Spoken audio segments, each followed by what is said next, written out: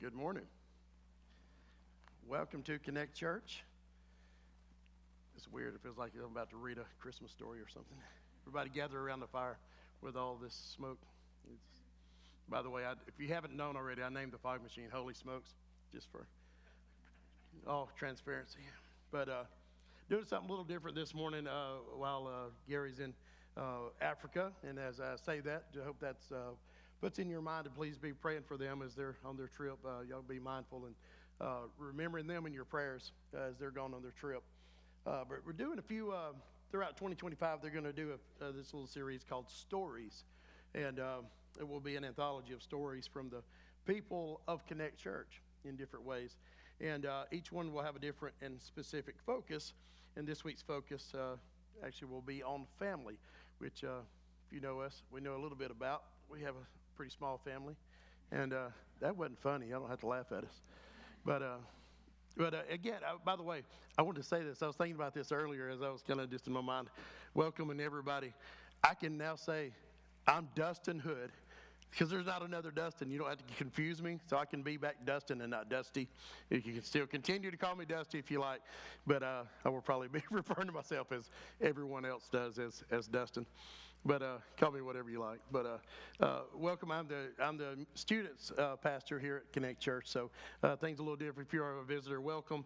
And no, this is not just a normal every week. We're not sitting on couches and hanging out. So, but welcome. Hope you enjoy it as we do. It will be a blessing to you if you let it be a blessing. I know it's not traditional, but just have an open mind. But this week's focus is on family, and it's our hope and our prayer. That these stories and these will just kind of give you an insight and look into everybody's lives and how each one in each family does different things and different people do different things and how they make the Bible and their Christian life part of their own walk. So, but it's our prayer today that the families of the congregation will see their family. So your family will be seen as God's family. So our focus today will be on the Still family. So if you will, please welcome to the stage Mark, Melody, and Megan, the Still family.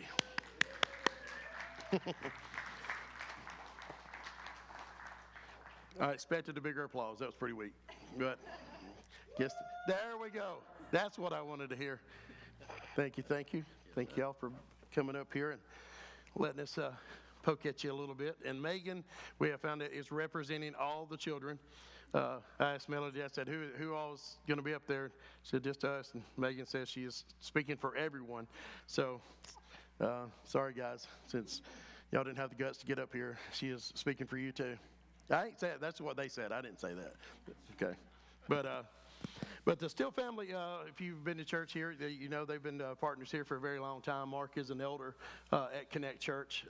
Melody has her hands in many different things, to say the least. So wears many hats. And Megan, of course, helps with the praise team and does a phenomenal job. But everybody has different things going on. But in the journey at Connect, you guys have raised your kids. And now they've made Connect their home as well, which is something you don't see now. A lot of times, kids get raised up in families in their church, and they can't wait to get on their own. They can't wait to, I'm going to go to where I want to go because I got to be whatever. So they've chose to make Connect their home as well. So that's awesome to see. And kind of speaking for everybody who sees y'all from outside looking in, they've held fast to the faith that you have passed on to them. And that's why I guess you're in focus today, focus with the family. I think somebody's already took that, though, but I don't think I'm trademarking anything there. But they're practicing it as adults, not only just coming to church. They're actually practicing and being adults and contributing to Connect in their whatever significant way that they are. So we want to know, what's the secret? So that's what we're going to find out today. What's the secret sauce? What's the secret ingredient? And you cannot cheap out and say God, because that is, of course, the answer to everything. Kind of like on Wednesday nights, the kids know Tucker Teet's answer to everything was Jesus. And one day I asked something, he said, Jesus. And I was like, what do you mean? He said, Jesus is the answer to everything. That is true. So, but But God, of course, is the answer, the biggest answer. It was God. But I guess we're kind of wanting to know, what did you do? So that's where we're going to be today. So we have a few questions to go through, and just kind of going back, and I guess I'll start with the boss and Melody. And she probably has better answers than Mark, or introspective answers. Going back to when your kids were born, did you understand the role as a parent? I think, can you hear me? Yes, Okay. we can. Probably not fully, of course, Right. but I'm sure we had some idea. I had a pretty rough childhood, so for me it was more of like what I knew I didn't want to do. All right. But I just definitely wanted to raise my kids with the Lord and in church, of course, and to know Jesus. But I guess I just wanted to be like a really loving parent, and for them to always know that I loved them. Okay. So, I mean, just speaking from birth, that was probably the main focus at that point. Mark, what would your answer to that same question? I think Jesus, and that would get us to lunch faster. Yeah, Yeah. I agree. I agree. Okay, then, But we'll fine. pray. Lord, I'm just kidding. Yeah, I think so. I mean, we were both pretty young. She married me when I was 17, and she was older, so we were only slightly older than our kids. Yeah, So, I mean, but you know, right at the gate, I mean, obviously, if you're having kids, as soon as they show up, you're like, oh man, I love these guys. right. So then parental instinct kind of kicks in a little bit. You got to feed them, you know, you got to protect them, that kind of It's stuff. important. Yeah.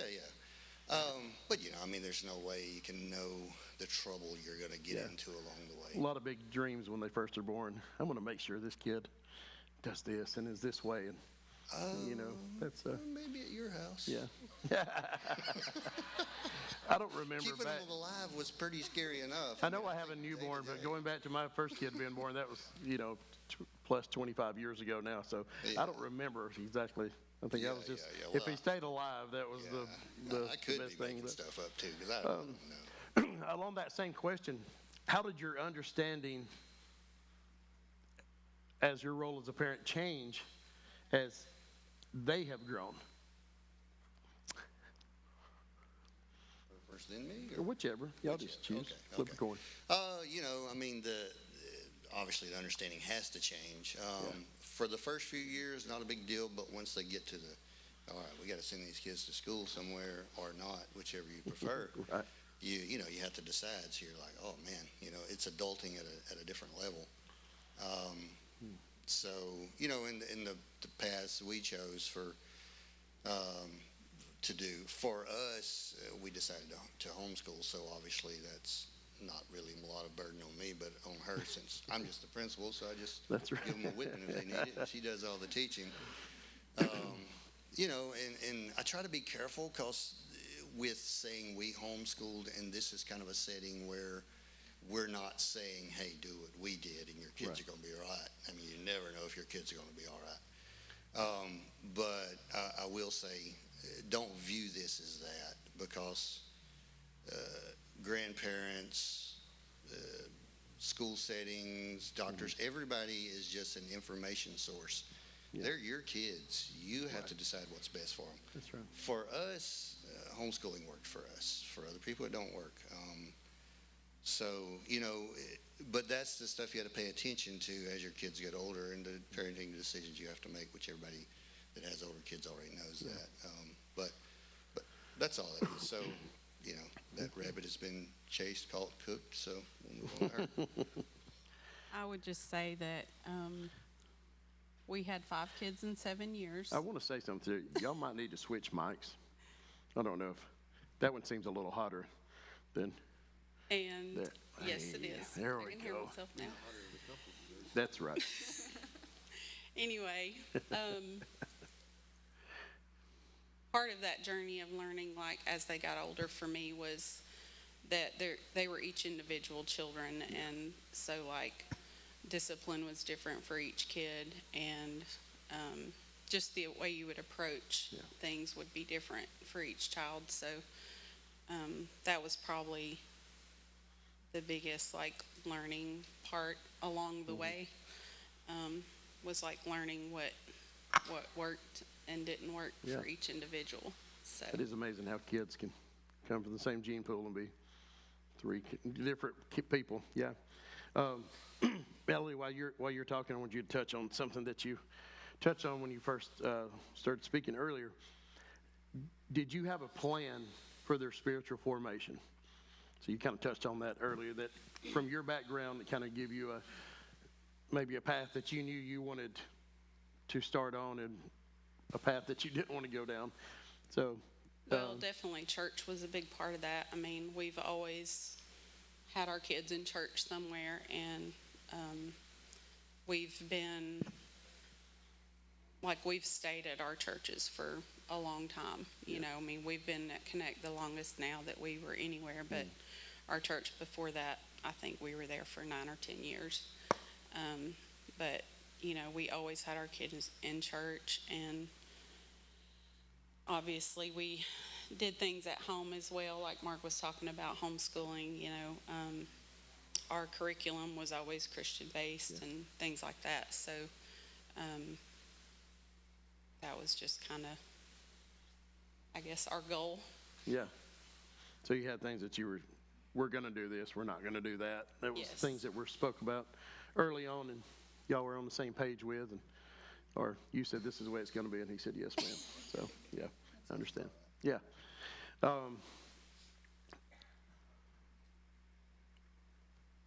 What did you do right? What now, looking back with, how old's the oldest now? So how old are? Our oldest is 28. 28. So, I think you were 26 or 27. So I'll give you the benefit of the doubt.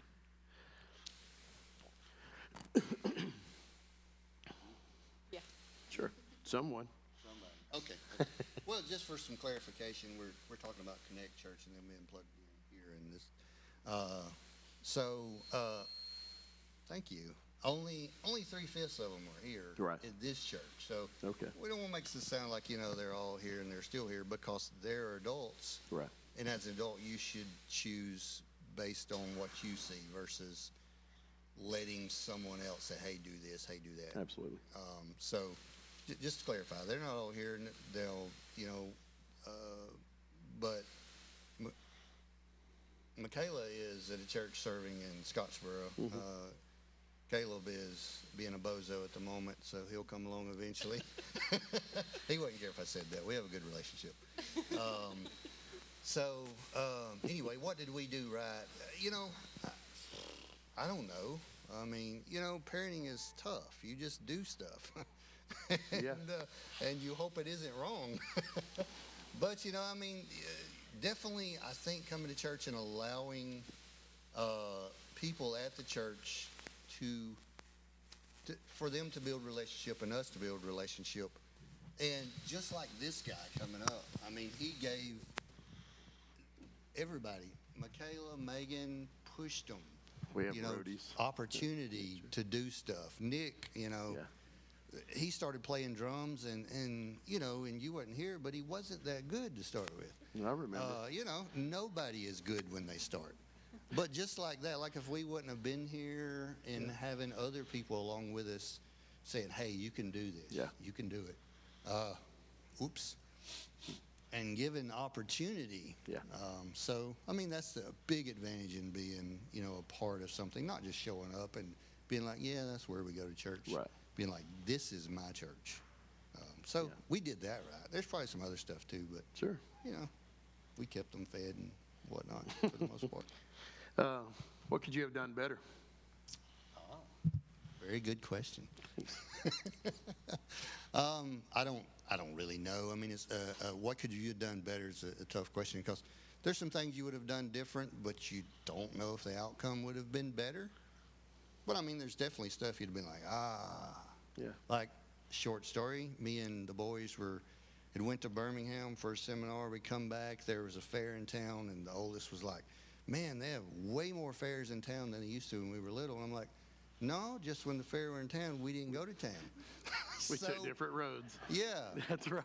Could I've done better? Sure. I shouldn't have told him that. But, you know, that's. I don't know. I'm all about transparency. I think, and it's funny, the line of questioning, that we kind of come up with was kids, talking to adults, calling them kids. I guess we're always your parents' kids. But I ask you, let you start getting in on this, Megan. What did they do right in your, now looking back, as you started your family and everything's going, what did they do right? I know they talked a little bit about this, but just being in church all the time, for at least from my perspective growing up, is that church was not an optional thing. It was like, we're going to go to church. Right. So like for me, once something becomes optional, it becomes a lot easier to not do it or to not go. So as an adult, as a believer and a Christian, that is something that I've carried over that has helped me a lot. Just to stand firm in my faith and know that even through, the hard days, the hard times, like still going to church can bring comfort. And I'm going to try not to cry through all of these. But yeah, that was just something specific that came to my mind, was just keeping us in church through everything. And, we definitely didn't have it all easy growing up. But just kind of having that comfort and, in the church, and the people in the church have really loved on us. Now that you know that you didn't get to go to the fair as often as you should have, I'll ask you that question. What do you think they could have done better? Call them out. Come on. This is kind of a hard one. Because I will tell you, there was the line of question actually said, what did they do wrong? And Mark said, we're not talking about that. So we went to what could they have done better? So amendment. Oh man, I'm sure each of us kids would have a different answer for that. You're the spokesperson, though. But that's good that you're having to try to think of something that speaks to the job that y'all done. And she knew this question already. So Yeah, I've been having trouble all week with it. that's great. That's a great one to stumble with, that you can't really think of something. So Oh man, maybe we could have talked more growing up about why we did certain things. Especially when it comes to biblically, like, why do we go to church every week? Why do we act this way? Why do we speak this way? For my personality and just the way my brain works, I'm not really a why person. Right. Like, I don't automatically ask, why do we do that in that way? But as you get older and you are a believer and you begin sharing the word with people and sharing the gospel with people, a lot of times if they're not a believer or they didn't grow up in church, they're going to wonder why. They're going to ask you why. And, like, you need to have those answers, like, scripturally, like, you can go to this verse and tell you why we do that. So I would say maybe that was something that we could have gone deeper into growing up. That was just something that I learned as I got older, that I kind of just had to also learn for myself. I mean, if you don't want to know it and someone's telling you, like, you're just going to be like, whatever. So I think maybe we could have done more of that, but. that's interesting, though, because, that's part of we went to church because we go to church on Sundays. And that's interesting. As parents said, why don't we go to church? Because we said so. And the parent, I heard about 13 parents just laughed right then, because you may have had that conversation this morning. Because that's what we do. We go to church on Sundays. We don't want it to get where it's just, we just go just because we go. But a lot of times it is that, just because. So that's interesting that something that, maybe we don't all explain why we go to church and why we believe what we believe. Why do we do the things at church?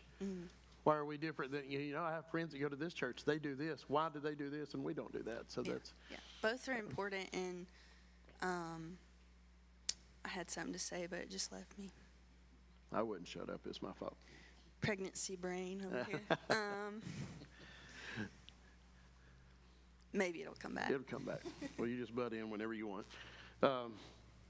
It's said that it takes a village to raise a kid, and understanding that more and more in our life in the past few years, especially with things going on with Bear and stuff, you realize how many people have a hand in doing stuff, and it really does take the village, and the church is usually your first point of place where you get help. But in y'all's particular situation, how has the church helped you in y'all's journey?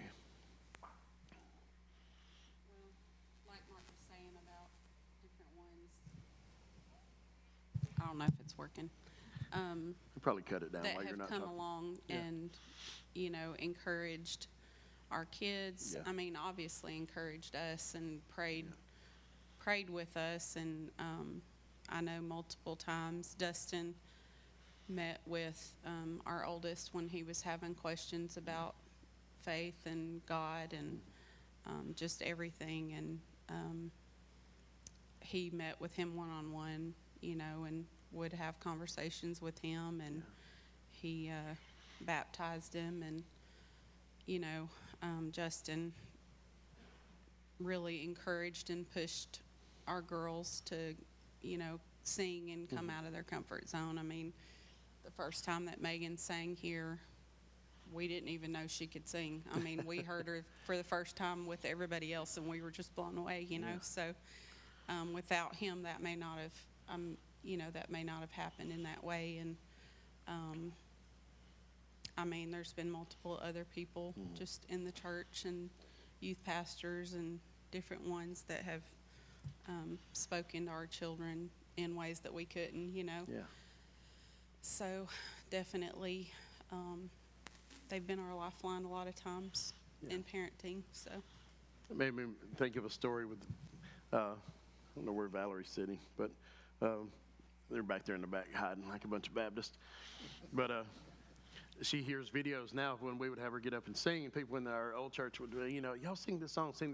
Now she hears videos. She's like, why in the world did y'all let us get up there and do that? And well, it's terrible, and you understand later in life of the people that would say, don't listen to how I sing, listen to the words. And that's, especially when a child is singing, the more so, more than anything. But she's kind of the same way, as matured, and now she can sing. But she thinks it was horrible. But pushing them to do that is definitely important. But what are some things, Mark, that you did to help grow or mature their faith, the children? Specifically, because that's, did you do devotion time with them or prayer time? She mentioned being consistently at church. Those are all things that I'm sure led to that. No, didn't do devotion time or prayer time with them. Spent a lot of time with them playing Call of Duty. I mean, when you're a team, because we're all in the same squad, there's nothing, you got to kill them all. Yes. I mean, you In form Jesus' a name. bond there. Well, of course, in Jesus' name. Okay. But we didn't. I mean, we didn't have a devotion time or prayer time. A lot of our, because they're at home all the time. So, and that's one thing I guess if you say you would have done different, we might have done some more of that. Honestly, if I go back, would I say probably it would have been good? Sure. If I could go back and do it, would I? Probably not. Right. I mean, I don't know. It's not me. But just time spent with them and trying to help them, impart wisdom to them if I had any, and help them through hard stuff. And they probably, went through hard stuff I don't even know about. I mean, it's just like, here we are in communication, and sometimes there's a breakdown of communication, and it's, not always on them, and it's not always on you. It's just they're two humans, so, and that wasn't really the question. Sorry. But anyway, no, we didn't. So we didn't really do devotion time. I mean, like I say, we did the homeschool. Its curriculum was Christian-based. Yeah. And maybe we felt like that was enough. You never, as a parent, everybody here can relate, you never really know if what you're doing is enough or is the right thing or isn't. But yeah, that's. But being around them a bunch, they're seeing how you live, how you truly are. There you go. Help me out. Thank you. That's you answered it without realizing you answered. I mean, seeing you live your life in a Christian way and in a Christian, that's because you're their first examples of how they are going to live and how they act. And so I'm sure that was your first.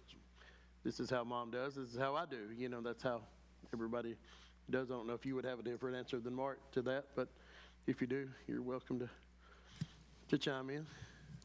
Well, I probably did more with them because I was home with them all Sure. the time, and I was homeschooling, so, I mean, we definitely didn't start every day out with like a devotion or anything like that, but I mean, God was definitely a topic in our home, and, conversations and, the Bible, and, we just didn't have like a set sit down and we're going to have a devotion time or whatever, I did do one with her when she was probably around 11 or something. I found this mom and mother-daughter one, and we did that one for a good while, and that was like, a good little bonding for us, and same with Michaela, but it was just kind of incorporated in, our overall lifestyle, I guess. Yeah. I had a friend growing up, Matt knows him, Jeremy Colvin, Mr. Colvin Morris. Before he leaves his house every day, whoever's in the house, whoever's leaving, they stop at the back door and they all pray. As they're leaving to go to school, as they're leaving to go to work, as they're leaving to whatever. And I remember, I was a kid, thinking that was just amazing. They always took time to pray with each other. When I get a family, I'm going to do that. I've never done that once. Never done that once. My wife just held her head in shame. I pray for them every day, and I pray, and on the way to work or whatever I'm doing, I'm, usually in prayer. But it's something that's funny that you see these things and you go, I'm going to do that. I've never done it one time. It don't matter what they're doing. If they're running 27 minutes late, they're going to stop and pray with each other. And that's just, I thought about that. I don't know why. Threw that in for free. Kids, Megan, how would you say that your parents have influenced your life? Parents just influence your life, whether it's good or bad. And come to the other side of that, how have they influenced your faith But in that same question? Kind of like what you said after Dad was talking, was just leading by example. Yeah. Was just a big thing, just to see them through everything, continuing to be strong in their faith and go to church and still, talk about God. And, it wasn't wishy-washy, Right. I guess I could say. But they definitely have influenced me in that way. And just, I've seen people who grew up in church and have strayed away from God and from church, and still had a relationship with them, and I can just see like how different their life is, and how they just feel the weight of the world on their shoulders, and it's like you just need Jesus, like he can help you with that, relieve that weight off your shoulders. And I think that growing up, we were pretty busy, but they were wrangling 5 kids. So, Yeah. Know I the think, feeling. yeah, it was definitely more in my teenager years. I would say that in like my early 20s. I'm 24. I'm still early 20s, but probably from age 17 to even up to this past year, we've had a lot of heartache and family stuff. But just seeing them just continue to be faithful and continuing to serve has really just influenced me in many, many different ways. And I think going back to talking about, doing devotions and praying together and stuff, I think, that is one thing that we could have done more of, but also that created a sense of independence in me. Because, you can't rely on your parents' faith as your own faith. That's great. Like, that's something that you have to work on yourself. You have to create the relationship with Jesus yourself. So the Lord used that in his own way with me. Yeah. That's a really great answer. And that just let every parent hear this in here going, I'm going to go home and start a devotion on my child tonight. Right then, you just got them off the hook. Yeah, they can figure it out themselves. So they're like, whew, I got to. So, I had something, going back to your question about what we did right. they're over here trying to find No, something. listen, one thing We that did was stuff really, good, I promise. this was what we discussed earlier this week, but was when we were here serving, our children were here with us, and I think that's really important. Yeah. If there's a church cleanup day, a church work day, our kids were here working. I mean, when we were remodeling, Yeah. getting ready to move into this building, they were here with us anytime we were here. The boys were working, the girls were doing whatever I was doing. So I just do think that's a very important thing, is that your kids serve with you, because then they take ownership of, oh yeah, this is my church too, Right. even if they're 9 years old. I mean, Michaela was 9 or 10 when we started here, and she was here, going through toys or doing whatever we were doing. So Yeah. I think that's a super important thing for young children all the way up. But Yeah. Mark Melody, if you could go back, you said the oldest is 28. Go back 28 years. What's the one thing you'd tell yourself? If you go back to that time, what could you, what advice would you give? Hey, one day you're going to be on stage we're going to be getting asked about devotions. Let's start one. I would have bought $1,000 worth of Amazon stock. That's about all I would have done different. That's good. I think I would tell myself that. She said that's it. That's amazing. No matter what, it's going to be okay. Yeah. Like, you're going to be hit with things that are hard beyond your imagination, but it's going to be okay. Yeah. Yeah. That's a realistic thing that don't take into account when you start a family, and everything's going to be good and everything's great, but those are real things that happen.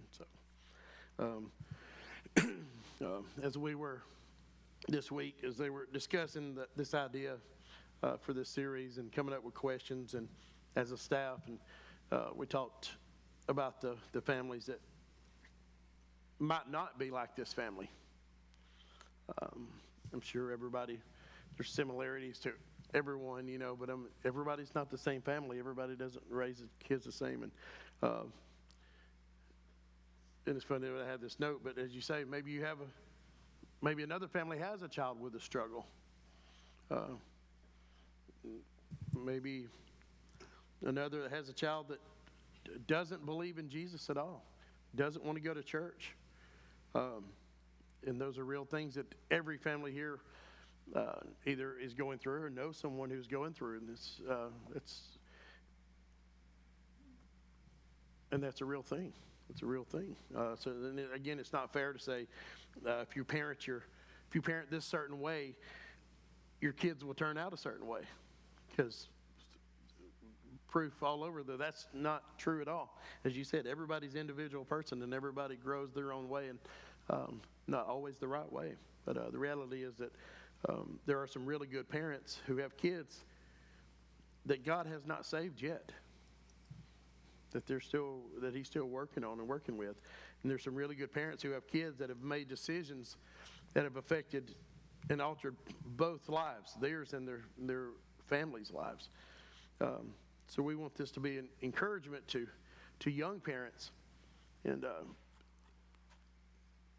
as I said that, I was thinking I have a baby. I'm still a young parent, but I'm not a young parent. I'm also a grandparent, so I guess that does not apply to me. But I would like to think it does, so it's going to for this. To be able to, that's right. Yeah, my best kid yet. Yeah, the bar is not very high. Sorry. I love you, girls. I'm kidding. I'm just kidding. But there's hope. There's hope in Jesus for all parents, for all aged kids.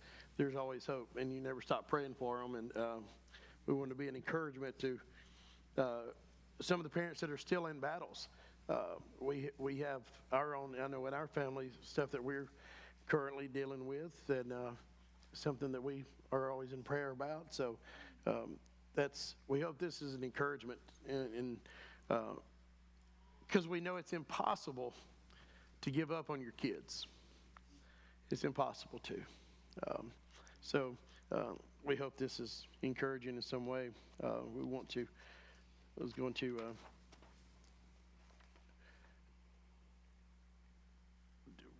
As an encouragement, do one thing above all, and whether your kids are the greatest kids in the world, or they're one of the ones that are struggling. In Genesis chapter 2, that one thing that we're talking about is modeled for us in the story of Abraham and Isaac. Just really quick, we're going to read Genesis chapter 22, verse 2. He said, "Take your son, your only son Isaac, whom you love, and go to the land of Moriah and offer him there as a burnt offering on one of the mountains of which I shall tell you." This is the first use of the word love in the Bible. 22 chapters in, this is the first time that we see the word love. And obviously there was a great relationship there. And he doesn't talk about Abraham and Sarah being in love. We don't hear about Adam and Eve or Cain and Abel, any love there, or any other stories up to this point, and there's a lot of them, we've not heard about love. So there are a few things that bring forth love from the depth of our souls, like our children. And it don't matter if they're great kids, wayward kids, young or old, the love is there, and it does not go away, no matter what. So the most loving and simple thing that we can do is to lay them before the Lord at any age, whether they're 7 weeks old, like our little baby, or 25, 28, 40, it doesn't matter. The most loving thing we can do is lay them before the Lord. Every great relationship in our lives should be laid before the Lord, not just our relationship with our children. And but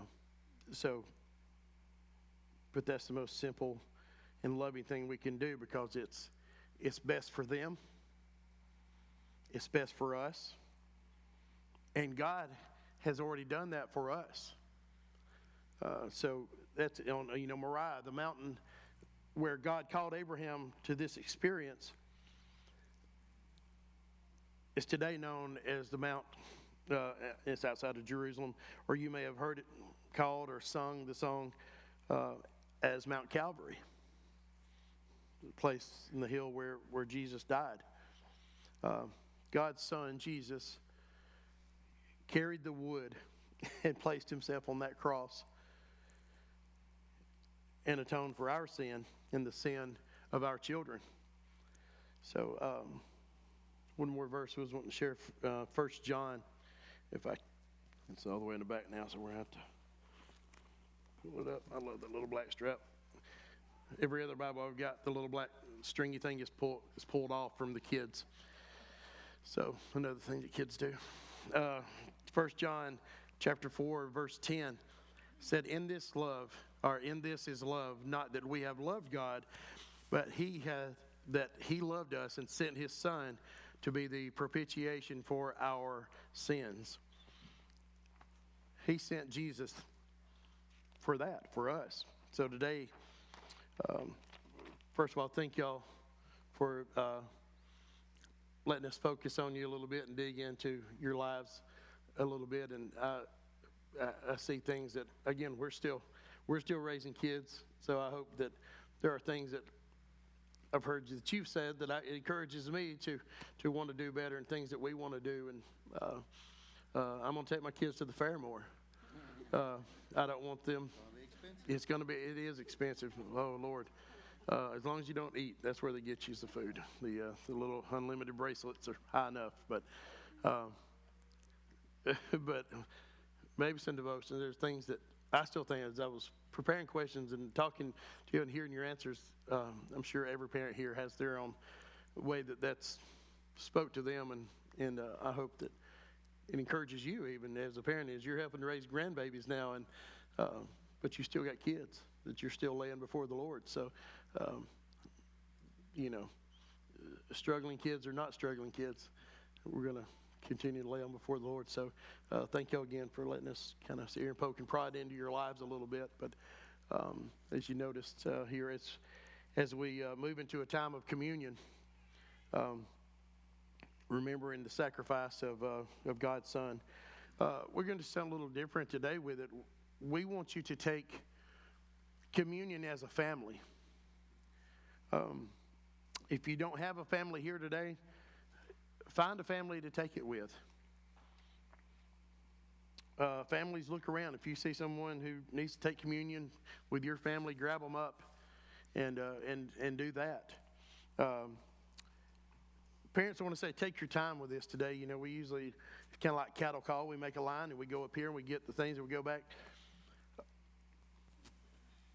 Take your time, take the time to explain to your children what a sacred act communion is and who it is that gets to take a part in this.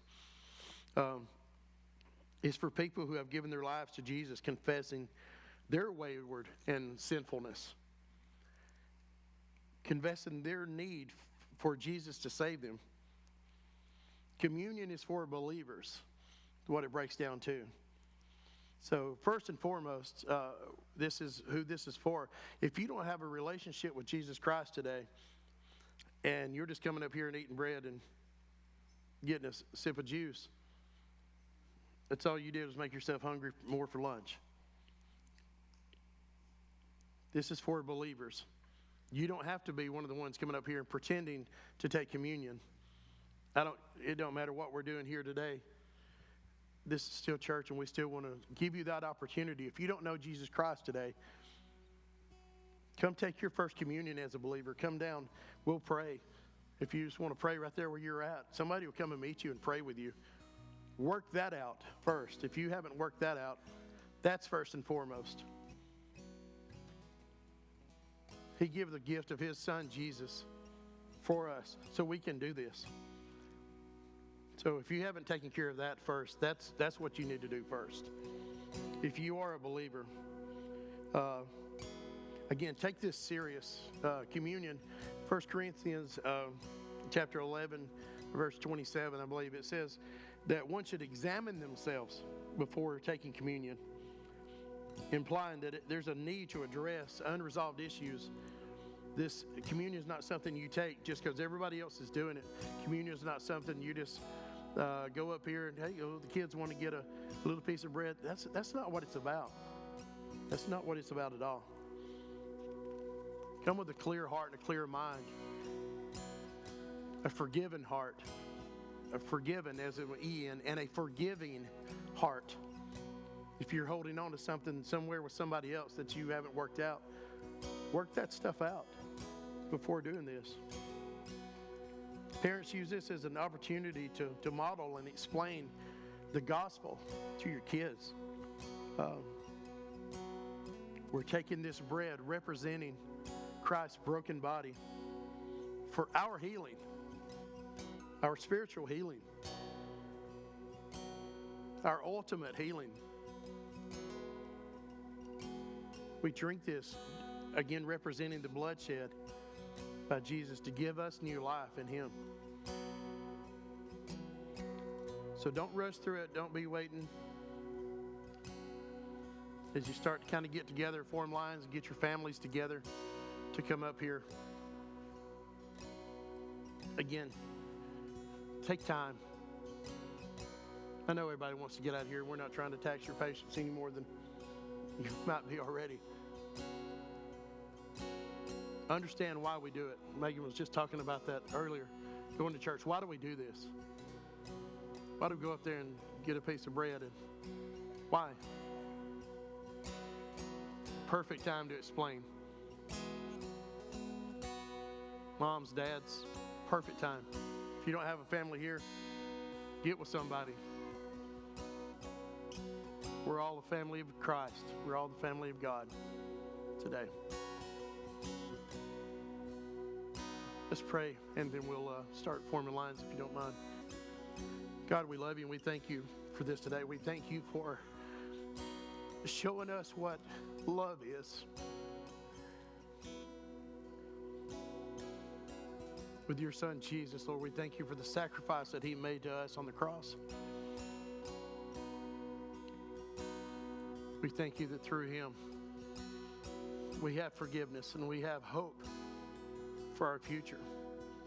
God, I pray that you just let us pass that to our families, our kids, to show our kids how to show it to their kids.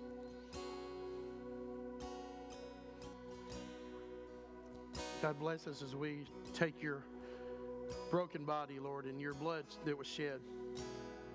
Let it be in remembrance of what you did on the cross, Lord.